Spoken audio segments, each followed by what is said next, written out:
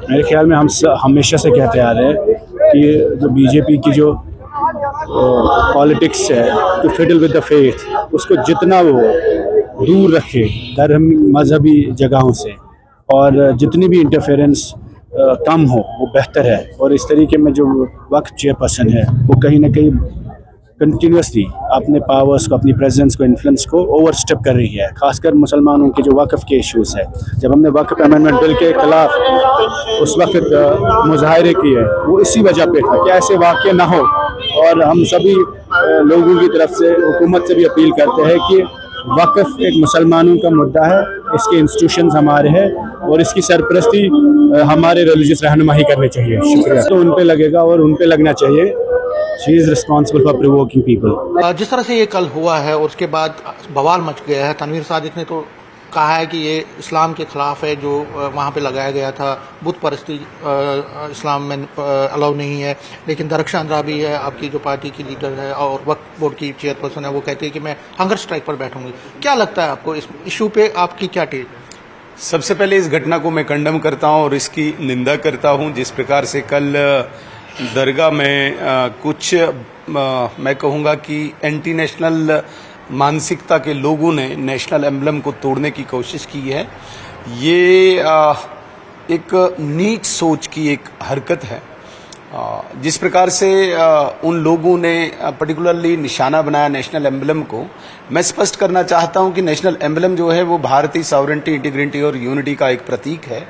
वो किसी धर्म को आइडेंटिफाई नहीं करता है, वो किसी धर्म का संकेत नहीं है। उसको निशाना बनाना भारत के अस्तित्व को, भारत की अस्मिता के विरुद्ध एक लड़ाई छेड़ना है। मैं तो ये कहूँगा कि वेजिंग वार अगेंस्ट कंट्री, इससे छोटी ये हरकत नहीं है, एक सेडिशियस एक्ट है ये। क्योंकि भारत का एम्बलम भारत की एक ऐसी धरोहर का प्रतीक है जिसके प्रति लोग श्रद्धा रखते हैं, जिसके प्रति लोग आस्था रखते हैं। और उस आस्था और उस श्रद्धा को निशाना बनाना ये एक छोटी मानसिकता की गतिविधि है। और दूसरी प्रकार से जिस प्रकार से कोई विधायक नेशनल कॉन्फ्रेंस के ऐसे लोगों को प्रोटेक्ट करने निकले हैं, ऐसे लोगों के संरक्षण में निकले हैं, ये बड़ी बदकिस्मती है। लेकिन नेशनल कॉन्फ्रेंस भी कोई सेमी एंटी नेशनल जमात से कम नहीं है। उन्होंने हमेशा ऐसे लोगों का संरक्षण दिया है, बौद्धिक संरक्षण दिया है, जो अलगाववाद के प्रहरी रहे हैं, जो आतंकवाद के प्रहरी रहे हैं। आज दोबारा से इस प्रकार की हरकत जो दरगाह में पेश आई है और एकदम नेशनल कॉन्फ्रेंस उनके संरक्षण में सामने आई है, ये स्पष्ट करता है कि नेशनल कॉन्फ्रेंस उसी मानसिकता से घिरी हुई है जिस मानसिकता से अलगाववादी और आतंकवादी घिरे हुए हैं। तो क्या लगता है आपको, किस तरह से एक जिम्मेदार तनवीर सादिक हैं, जिम्मेदार लीडर हैं और उमर साहब के बहुत क्लोज हैं, और उन्होंने जिस तरह की भावनाएं प्रकट की है ट्वीट में, क्या आपको लगता है कि ये एक तरह से उन अलगाववादियों को सपोर्ट कर रहे हैं? डेफिनेटली इसमें कोई शक नहीं है कि जो लोग मुझे दूसरे किसी चीज़ पे कोई वो कहना नहीं है, लेकिन स्पेशली और पर्टिकुलरली नेशनल एम्बलम, मैं फिर कहूँगा कि भारत की संप्रभुता, एकता और अखंडता का जो प्रतीक है और हमारे अस्तित्व को वो रिफ्लेक्ट करता है, भारत की राष्ट्रीयता और अस्मिता अस्तित्व को जो रिफ्लेक्ट करता है, उसको निशाना बनाना और उस भीड़ के संरक्षण में, उस भीड़ के हित में नेशनल कॉन्फ्रेंस का आना, ये स्पष्ट करता है कि नेशनल कॉन्फ्रेंस अभी उसी मानसिकता में गिरी हुई है। दरख्शान अंद्राबी जी ने तो होम मिनिस्टर तक को अपील की है और ये भी कहा कि एफआईआर होना चाहिए। तो डेफिनेटली इसमें कोई शक नहीं है, जो प्रशासन है और विशेषकर एलजी महोदय हैं, उनको ऐसे तत्वों पर शिकंजा कसना चाहिए ताकि आइंदा कोई ऐसा सोचे भी नहीं कि इस प्रकार की हरकत को अंजाम दे। मैं भी आपके चैनल के माध्यम से निवेदन करना चाहूँगा एलजी महोदय से और विशेषकर पुलिस प्रशासन से, जिन भी ऐसे लोगों ने, ऐसे तत्व ने, ऐसे एलिमेंट ने इस कार्रवाई को अंजाम दिया है, तुरंत एक्शन उन पे कसा जाना चाहिए और जो भी कानून के दायरे में जो भी सजा आती है उनको मिलनी चाहिए। तो आप अपनी तरफ से क्या, अगर नहीं होता इस तरह से, तो क्या इस चीज़ को आप आगे? नहीं, हम अपनी तरफ से यहाँ पे कुछ नहीं कर सकते हैं, हम वही निवेदन कर सकते हैं जो प्रशासन है, पुलिस प्रशासन है, हम निवेदन ही कर सकते हैं। तो लास्ट में यही पूछना चाहूँगा कि इस घटना से आपको क्या लगता है कि क्या सेपरेट, जिस तरह दरख्शान ने भी कहा कि बहुत सारे लोग जो हैं सिर्फ पाकिस्तान में नहीं है लेकिन जो वैली में भी बहुत सारे ऐसे लोग हैं, एलिमेंट हैं जो सेपरेटिज्म को डेफिनेटली इसमें कोई शक नहीं है। 5 अगस्त 2019 के बाद जिस प्रकार से अलगाववाद को रूट आउट किया गया, आतंकवाद को परास्त किया गया, अभी भी पाकिस्तान प्रायोजित ऐसा एक एलिमेंट यहाँ पे है जो कोशिश कर रहा है कि दोबारा से अलगाववाद को वहाँ पे जगह दी जाए, लेकिन ये उनकी भूल है क्योंकि जिस प्रकार से हमारी सुरक्षा एजेंसीज या जांच एजेंसीज लगी हुई हैं, जितने भी ये प्रयास करें इनके प्रयास अब विफल ही होंगे। मेरे ख्याल में हम हमेशा से कहते आ रहे हैं कि जो बीजेपी की जो पॉलिटिक्स है to fiddle with the faith, उसको जितना वो दूर रखे धर्म मजहबी जगहों से और जितनी भी इंटरफेरेंस कम हो वो बेहतर है। और इस तरीके में जो वक्त चेयरपर्सन है वो कहीं ना कहीं कंटिन्यूसली अपने पावर्स को, अपनी प्रेजेंस को, इन्फ्लुएंस को ओवर स्टेप कर रही है, खासकर मुसलमानों के जो वक्फ के इश्यूज़ है। जब हमने वक्फ अमेंडमेंट बिल के खिलाफ उस वक्त मुजाहरे किए वो इसी वजह पे था कि ऐसे वाक़े ना हो, और हम सभी लोगों की तरफ से हुकूमत से भी अपील करते हैं कि वक्फ एक मुसलमानों का मुद्दा है, इसके इंस्टीट्यूशंस हमारे हैं और इसकी सरपरस्ती हमारे रिलीजियस रहनुमा ही करनी चाहिए। शुक्रिया। तो उन पे लगेगा और उन पे लगना चाहिए। She is responsible for provoking people. दरगाह हजरत बल में जिस तरह से कल नेशनल एम्बलम को तोड़ा गया है, उसके बाद सियासत गर्म हो गई और कहीं ना कहीं बीजेपी जो है नेशनल कॉन्फ्रेंस पर हमलावर है, क्योंकि नेशनल कॉन्फ्रेंस के जो एमएलए हैं तनवीर सादिक, जिस तरह से उन्होंने इस एक्शन को एक्चुअली डिफेंड किया है, उसके बाद बीजेपी हमलावर है नेशनल कॉन्फ्रेंस पर। मेरे साथ इस पर बात करने के लिए leader of opposition Jammu and Kashmir assembly Sunil Sharma, news 18 से बात करने के लिए आपका बहुत बहुत शुक्रिया सुनील जी।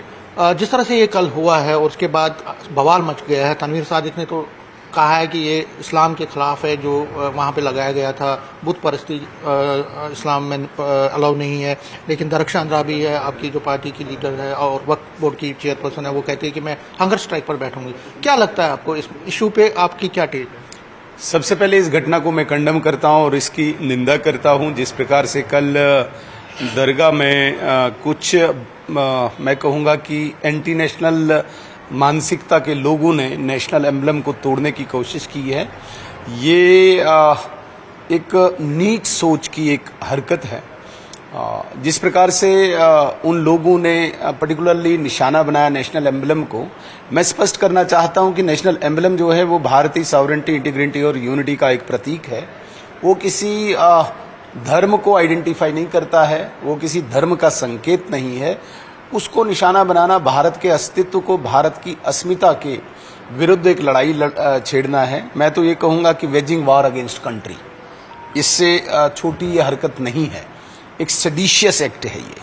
क्योंकि भारत का एम्बलम भारत की एक ऐसी धरोहर का प्रतीक है जिसके प्रति लोग श्रद्धा रखते हैं, जिसके प्रति लोग आस्था रखते हैं, और उस आस्था और उस श्रद्धा को निशाना बनाना ये एक छोटी मानसिकता की गतिविधि है। और दूसरी प्रकार से जिस प्रकार से कोई विधायक नेशनल कॉन्फ्रेंस के ऐसे लोगों को प्रोटेक्ट करने निकले हैं, ऐसे लोगों के संरक्षण में निकले हैं, ये बड़ी बदकिस्मती है। लेकिन नेशनल कॉन्फ्रेंस भी कोई सेमी एंटी नेशनल जमात से कम नहीं है।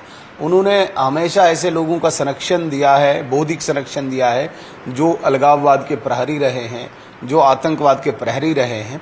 आज दोबारा से इस प्रकार की हरकत जो दरगाह में पेश आई है और एकदम नेशनल कॉन्फ्रेंस उनके संरक्षण में सामने आई है, ये स्पष्ट करता है कि नेशनल कॉन्फ्रेंस उसी मानसिकता से घिरी हुई है जिस मानसिकता से अलगाववादी और आतंकवादी गिरे हुए हैं। तो क्या लगता है आपको, किस तरह से एक जिम्मेदार तनवीर सादिक हैं, जिम्मेदार लीडर हैं और उमर साहब के बहुत क्लोज हैं, और उन्होंने जिस तरह की भावनाएं प्रकट की है ट्वीट में, क्या आपको लगता है कि ये एक तरह से उन अलगाववादियों को सपोर्ट कर रहे हैं? डेफिनेटली इसमें कोई शक नहीं है कि जो लोग मुझे दूसरे किसी चीज़ पे कोई वो कहना नहीं है, लेकिन स्पेशली और पर्टिकुलरली नेशनल एम्बलम, मैं फिर कहूँगा कि भारत की संप्रभुता, एकता और अखंडता का जो प्रतीक है और हमारे अस्तित्व को वो रिफ्लेक्ट करता है, भारत की राष्ट्रीयता और अस्मिता अस्तित्व को जो रिफ्लेक्ट करता है, उसको निशाना बनाना और उस भीड़ के संरक्षण में उस भीड़ के हित में नेशनल कॉन्फ्रेंस का आना ये स्पष्ट करता है कि नेशनल कॉन्फ्रेंस अभी उसी मानसिकता में गिरी हुई है। दरख्शान अंद्राबी जी ने तो होम मिनिस्टर तक को अपील की है और ये भी कहा कि एफआईआर होना चाहिए। तो डेफिनेटली इसमें कोई शक नहीं है, जो प्रशासन है और विशेषकर एलजी महोदय हैं उनको ऐसे तत्वों पर शिकंजा कसना चाहिए ताकि आइंदा कोई ऐसा सोचे भी नहीं कि इस प्रकार की हरकत को अंजाम दे।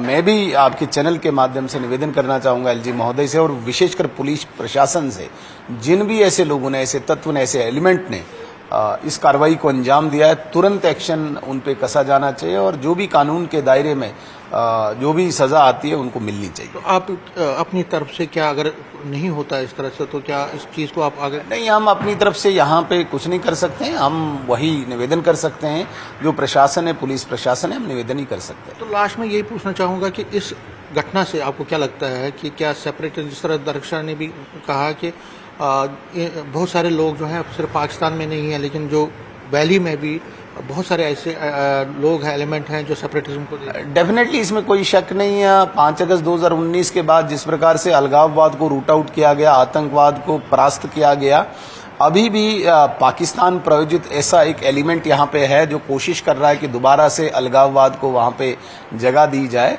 लेकिन ये उनकी भूल है क्योंकि जिस प्रकार से हमारी सुरक्षा एजेंसीज या जांच एजेंसीज लगी हुई हैं, जितने भी ये प्रयास करें, इनके प्रयास अब विफल ही होंगे। न्यूज़ 18 से बात करने के लिए शुक्रिया। कैमरामैन चांद के साथ में समीर भट्ट, न्यूज़ 18 जम्मू।